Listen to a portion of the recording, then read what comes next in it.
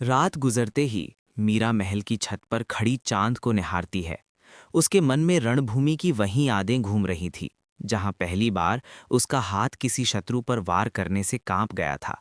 और विदुषी गौरी के शब्द उसे और उलझा दे रहे थे कि हर बार शत्रुता नहीं, कभी नियति का संकेत भी होता है।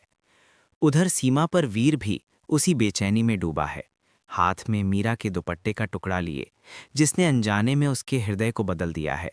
क्योंकि अनेक युद्धों के बाद पहली बार किसी को बचाने से उसे अजीब सी शांति मिली थी।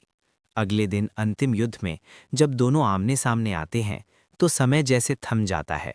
हथियार उठे होते हैं पर वार नहीं होता। तभी एक षड्यंत्र उजागर होता है कि ये युद्ध सत्ता की लालसा का खेल था, किसी राज्य की रक्षा के लिए नहीं। और मीरा वीर मिलकर उस षड्यंत्र को समाप्त कर देते हैं, जिससे युद्ध रुकता है और शांति लौट आती है। बाद में मीरा युद्ध की नीति त्याग कर न्याय और शांति का मार्ग चुनती है। वीर भी सेना छोड़ देता है और विदाई के क्षण में बिना किसी वादे के दोनों अलग दिशाओं में चले जाते हैं। वर्षों बाद लोग एक ऐसे योद्धा की कथा सुनते हैं जो यात्रियों की सेवा करता है, और एक ऐसी रानी की जो पूरे राज्य को अपना परिवार मानती है।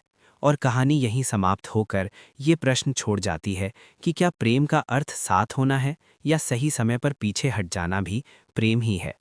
भाग्य से बंधे दो दिल, जो मिले भी बिछड़े भी, पर सदा एक दूसरे के दिल में समाये रहें। यहाँ कहानी यहीं समाप्त होती है। अगर आपको एपिसोड 2 देखना है तो लाइक और सब्सक्राइब करके कमेंट करें भाग 2। हमें आपके कमेंट का इंतज़ार रहेगा। और हमारे चैनल को सब्सक्राइब करें और हमारी आने वाली वीडियो के बारे में आपको सूचना मिलती रहे। धन्यवाद।